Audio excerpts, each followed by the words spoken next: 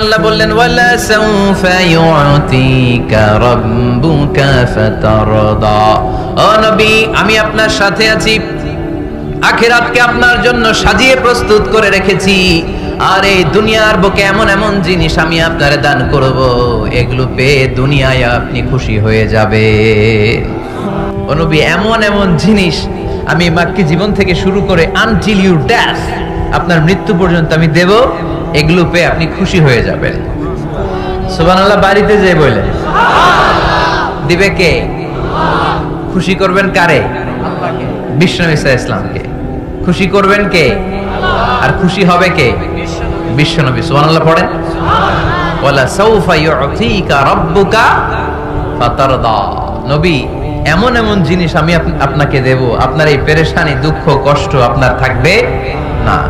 কখনোই আমি আপনার মন খারাপ হতে দেব না। যখনই আপনি চিন্তিত, যখনই আপনি টেনশনে আছেন, যখনই আপনি পেরেশানিতে আছেন, এমন নাজ নেয়ামত আর খোশামদেদ আপনারে শোনাবো, সুখের সংবাদ শোনাবো, ওই সংবাদ শুনে আপনি নবী খুশি হয়ে যাবেন। তার মানে নবীর মন ভালো করার দায়িত্ব নিছে কে? কি আল্লাহ পাইছি আমরা। বিশ্বনবীর মন খারাপ, তখনই আল্লাহ অ্যাক্টিভ, তখনই আল্লাহ নেয়ামত পাঠায়। কিভাবে বিশ্বনবীর মন ভালো করেন আল্লাহ? মক্কাতে বিশ্বনবী যখন দাওয়াতি কাজ শুরু করলেন, বিশ্বনবী দেখলেন মক্কায় দুইটা লোক আছে, এই দুই লোকের এক লোক যদি আমার ইসলামের ছায়ার তলে না আসে, তাহলে মক্কায় ইসলামের দাওয়াতকে বেগবান করা আমার জন্য কঠিন হয়ে যাবে। বিশ্বনবী সাল্লাল্লাহু আলাইহি ওয়াসাল্লামের মন খারাপ, হায় রে, এই দুইটার একজনও তো আমার কথা শোনে না, এই দুইজনের একজনও তো আমার দাওয়াত কবুল করে না। একদিন তাহাজ্জুদের সালাতে বিশ্বনবী সাল্লাল্লাহু আলাইহি ওয়াসাল্লাম কেঁদে কেঁদে আল্লাহর কাছে দোয়া শুরু করলেন। বিশ্বনবীর যে মন খারাপ, আল্লাহ তো এটা বোঝে টোঝে না, তাই না? আল্লাহ তো বোঝে দেখে না, না? তাহাজ্জুদের নামাজে ভারাক্রান্ত মন নিয়ে আল্লাহ রাসূল সাল্লাল্লাহু আলাইহি ওয়াসাল্লাম দোয়া করলেন, আল্লাহুম্মা আইজ্জাল ইসলামা বিআহাব্বির রাজুলাইনি ইনদাক। আল্লাহ, মক্কার দুইটা লোকের নাম তোমার কাছে বলবো আজকের তাহাজ্জুদের মুনাজাতে। দুইটা লোকের নাম তোমার কাছে তাহাজ্জুদের ফরিয়াদে আমি উল্লেখ করব। দুইটা লাগবে না, দুইজনের একজনরে দিলেই হবে। আল্লাহ রাসূল দোয়া করলেন, আল্লাহুম্মা আইজ্জাল ইসলাম বিআহাব্বির রাজুলাইনি ইনদাক।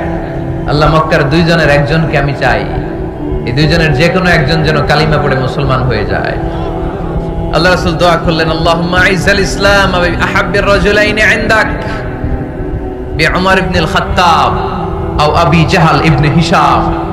আল্লাহ, হিশামের বেটা আবু জাহেল এরে দাও, নাইলে খাত্তাবের বেটা ওমর রে দাও। সুবহানাল্লাহ পড়বেন না? কিন্তু আল্লাহ রাসূলের দোয়া কবুল হয় না। আল্লাহ রাসূল অপেক্ষা করছেন। ইন দা মিন টাইম সাফা পাহাড়ের পাদদেশে আরকাম ইবনে দারিল আরকামের ঘরে বিশ্বনবী বসে বসে কোরআনের দাওয়াত লুকিয়ে লুকিয়ে দিচ্ছিলেন। সাইয়েদনা ওমর ফারুক তখনও কালিমা পড়েন নাই। তিনি বিশাল একটা নাঙ্গা তলোয়ার নিয়ে বিশ্বনবীকে আক্রমণ করার জন্য যখন দারুল আরকামের ঘরের দিকে ছুটে আসছেন, সাহাবারা বলতে শুরু করলো, নবী আপনি ওই দরজা দিয়ে তাড়াতাড়ি মুহূর্তেই পালিয়ে যান। ওমরে ফারুক তলোয়ার নিয়ে আপনার সামনে চলে এলে রক্ষা নাই। আল্লাহ রাসূল বললেন, তোমরা সরব, দরজাটা খুলে দাও, ওমরকে আমার সামনে তাড়াতাড়ি চলে আসতে দাও। আমার মনে হচ্ছে ওই যে তাহাজ্জুদের জায়নামাজে বসে চোখের পানি ছেড়ে আল্লাহর কাছে যে ওই দিন রাতে দোয়া করেছি, আজকে আমার দোয়াটা কবুল হতে চলেছে। আমার তো মনে হচ্ছে আমার দোয়াটা কবুল হতে চলেছে, সরে যাও। হামজা ইবনে আব্দুল মুত্তালিব চাচারে সরাই দিলেন। সাইয়েদনা ওমর ফারুক তলোয়ার নিয়ে এসে বিশ্বনবীর নূরানি চেহারার দিকে তাকিয়ে মুহূর্তেই কুপকাত হয়ে গেলেন। তলোয়ারটা বিশ্বনবীর সামনে রেখে দিয়ে বললেন, আশহাদু আল্লা ইলাহা ইল্লাল্লাহ ওয়া আশহাদু আন্না মুহাম্মাদান আবদুহু ওয়া রাসূলুহু। আমি সাক্ষ্য দিলাম আল্লাহ ছাড়া কোনো ইলাহ নাই, আপনি মুহাম্মদ আল্লাহর রাসূল। বিশ্বনবীর মন খুশি হয়ে গেল। ওয়ালা সাউফা ইউতিকা রাব্বুকা ফাতারদা। নবী হে, অচিরে এমন এমন জিনিস আমি আপনারে দেব, আপনি পাবেন আর খুশি হবেন, পাবেন আর খুশি হবেন।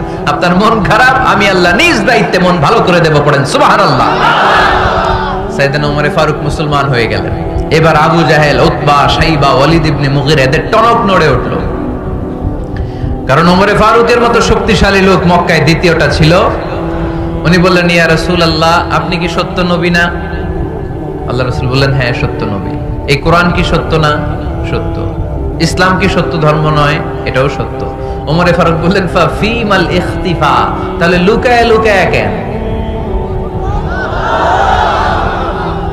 তাহলে সাফা পাহাড়ের পাদদেশে আরকাম ইবনে আবিল আরকামের ঘরের ভেতরে অন্ধকার কূপে দাঁড়িয়ে কোরআনের তেলাওয়াত কেন? ময়দানে নেমে পড়েন, আমি উমর আছি, দেখি কে কি করবে। রাসূল সাল্লাল্লাহু আলাইহি ওয়াসাল্লাম বললেন না, এটা মাক্কি জীবন, ধীরে সুস্থে দাওয়াতি কাজ করো, ওমর ও ফারুকও ছাড়বে না। বললেন ইয়া রাসূলুল্লাহ, একটা মিছিলের অনুমতি দেন। আল্লাহ রাসূল বললেন যাও মিছিল দাও। ওমর ফারুক দুইটা লাইন করলেন, মোট খুঁজে পেলেন 11 জন। সুবহানাল্লাহ পড়েন। এক লাইনের নেতা বানালেন আল্লাহ রাসূল সাল্লাল্লাহু আলাইহি ওয়াসাল্লামের খুদ চাচা হামজা ইবনে আব্দুল মুত্তালিবকে। আর আরেক লাইনে উনি দাঁড়ালেন 6 জন 12 জন, উনি সহ 12 জনের মিছিল। সুবহানাল্লাহ পড়বেন না? তো মিছিলের সামনে দাঁড়িয়ে উনি একটা ছোট্ট এক বাক্যের ভাষণ দিলেন। উনি বললেন মান আরাদা আন তাসকুলা উম্মু ইয়াতামা ওয়ালাদু তারমিলা যাওজাতুহু ফালিয়াসুদ্দানি। এই মক্কার নেতা খেতারা, কে আছো? কে চাও মায়ের বুককে খালি করতে? কে চাও সন্তানগুলোর ইয়াতীম বানাতে? কে চাও তোমার স্ত্রীকে বিধবা বানাতে? সামনে আসো, পারলে আমি ওমর রে ঠেকাও। ওমরে ফারুক দাঁড়ালেন, দাঁড়িয়ে তাকবীর শুরু করলেন, আল্লাহু আকবার, আল্লাহু আকবার, আল্লাহু আকবার। এক একটা স্লোগানে মক্কার মরুজমিন সেদিন থারথার করে কেঁপেছে। ইতিহাস সাক্ষী, আবু জাহেল, উতবা, শাইবা এই আল্লাহু আকবার স্লোগান আর শুনে নাই। হঠাৎ ভাবলো ঘটনা কি, কার এত সাহস আমার নির্বাচনী এলাকায় আল্লাহু আকবার নামে স্লোগান দেয়। নেমে আসলো, ঘর থেকে বাইরে আইসা দেখে মিছিলের সামনে কে? ওমর রে দেখে দিছে এক দৌড়। শুধু কাফেররাই সাইয়েদনা ওমর ফারুককে দেখে দৌড়াতো না, মুনাফিকরাও ওমর ফারুককে দেখে দৌড় মারতো। ইভেন ইবলিস শয়তান ওমর ফারুককে দেখলে দৌড় মারতো। সুবহানাল্লাহ পড়তে পারলেন না?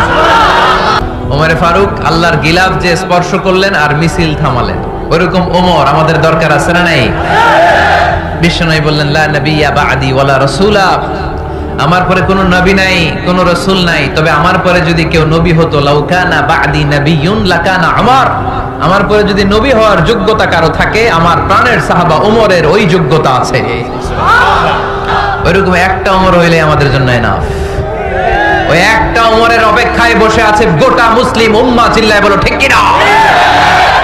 ওমর ফারুক কালিমা পড়ে মুসলমান হয়ে গেলেন, বিশ্বনবী খুশি হয়ে গেলেন। ওয়ালা সাউফা ইউতিকা রাব্বুকা, আল্লাহ বললেন নবী যখনই আপনার মন খারাপ, যখনই আপনি পেরেশানিতে ভুগবেন, যখনই আপনি টেনশন করবেন, তখনই আপনার মন ভালো করে দিবে কে?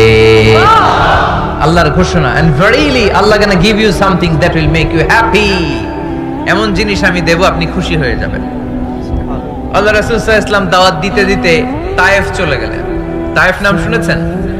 লম্বা মরুর পথ, তপ্ত মরুভূমি, সূর্যের প্রচন্ড তাপ উপেক্ষা করে তায়েফে গেছিলেন জমির মামলার মীমাংসা করতে।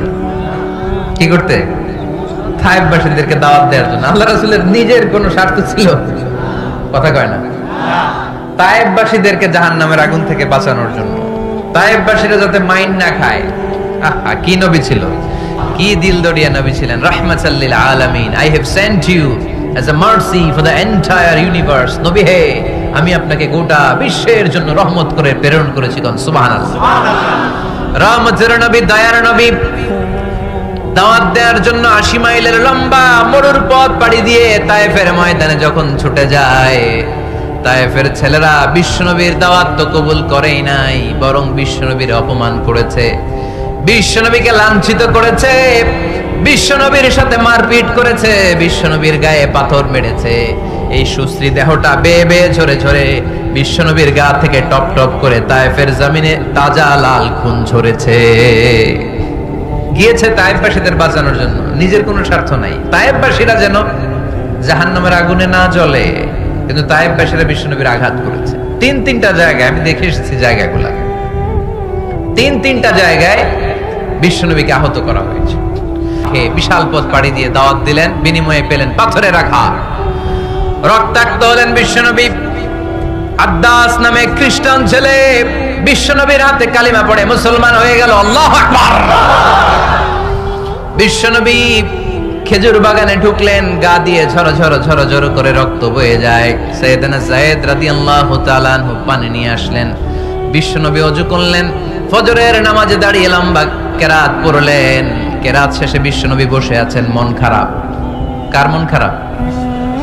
80 মাইলের পথ পাড়ি দিয়ে আসলাম, মিশন তো সাকসেসফুল হয় নাই, কেউ তো কালিমা পড়ে নাই, আরো আমার পিছু লেগেছে, আহত করেছে আমাকে। বিষ্ণুবীর মন খারাপ, এত কষ্ট করে এত ভালো মন নিয়ে এত সুন্দর করে দাওয়াত দিলাম, কেউ দাওয়াত শুনলো না। বিষ্ণুবীর মন খারাপ, আর এই দৃশ্য আরশের উপর থেকে দেখে কে? আল্লাহ বললেন, নবী আপনার মন খারাপ, আপনার যখনই মন খারাপ তখনই আমার সাহায্য আছে না নাই? ওয়ালা সাউফা ইউতিকা রাব্বুকা ফাতারদা।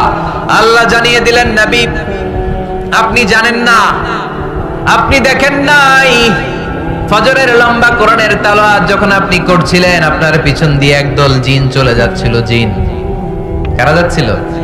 এই জিন জাতি বিশ্বনবীর তেলাওয়াত শুনে থমকে দাঁড়িয়েছে। কিরে, এত সুন্দর বাক্য তো জীবনে শুনি নাই, এত সুন্দর কথামালা, শব্দের ব্যঞ্জন, ভাষার মাধুর্য, অলংকার কখনো তো শুনি নাই। এটা তো কোনো মানুষের বানানো কথা হতে পারে না, এটা মন্ত্র হতে পারে না, এটা কবিতা হতে পারে না, এটা নিশ্চয় আল্লাহর বাণী।